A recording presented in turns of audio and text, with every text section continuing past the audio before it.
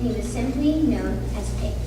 The only thing wrong with Pig is that he was grumpy, snotty, plain old rude. He never had anything nice to say. Pig was a blabbermouth, and everything that he said was hurtful or mean. One day, Pig walked by Mrs. Horse's house when she was watering her award-winning flowers. "Nice flowers, loser! The flowers are as ugly as Medusa!" exclaimed Pig. "How dare you insult me? I worked 3 months on these and I won the Bloom Award," Mrs. Horse said. Pig rudely shot back.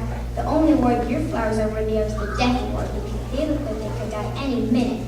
The animals of Wildville had had enough, so they met in an undisclosed location to stop the violence. During this court-like discussion, Mrs. Horse said, "I can't deal with this anymore. I know Sinister Zebra has been mean to everyone." "You know what we could do," said Mr. Fox in a mysterious voice. "We could trick him into leaving town." "No, that would be unwise," replied the owl. "We could talk to him and explain how it hurts our feelings," suggested Mrs. Rabbit in a cheerful tone. Let's give it a try," said all the animals.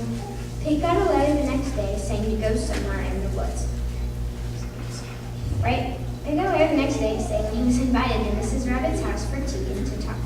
Right when Pig walked in, he said, "I still don't know why I came, because I usually don't waste my time with simple-minded rabbits." Mrs. Rabbit ignored what he said. "I've invited you to come so we can talk about words." Pig replied, "Why the heck would I want to do that?" "Because," Mrs. Rabbit said, "you use words against people and not against feelings." "I don't care," Pig screamed as he walked out the door.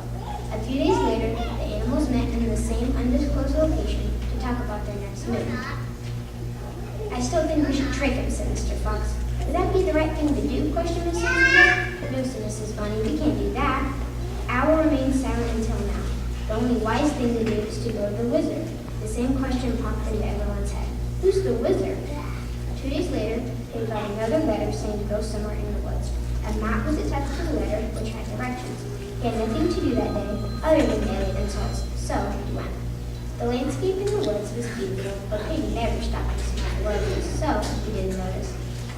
Finally, when he stopped at his destination, he saw a man meditating. He had a green robe on, gray hair, gray beard, wrinkles all over his face, and when he opened his eyes, he could see that they were emerald colored. "Hey, wacko," Pig said, "why aren't you at the weirdo convention?" He spoke as if Pig said nothing. "So you were the one that called Pig?" "Yeah, so what?" Pig shot back. "Words are a privilege, and you abuse that privilege." "Okay," said the bird. "I have somewhere to go, and I don't have time for your yapping.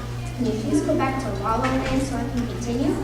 "Okay," the man said. "You lost your privilege. No more talking." He pulled out a mid-sized wand. "Too many insults your friends have heard, sir, are restricted to just one word." He changed as a beam of light at Pig. He got up and tried to say, "That did nothing." What was actually came out was oinkity oink oink oink. Pig looked at the man, but he was gone. Vanished.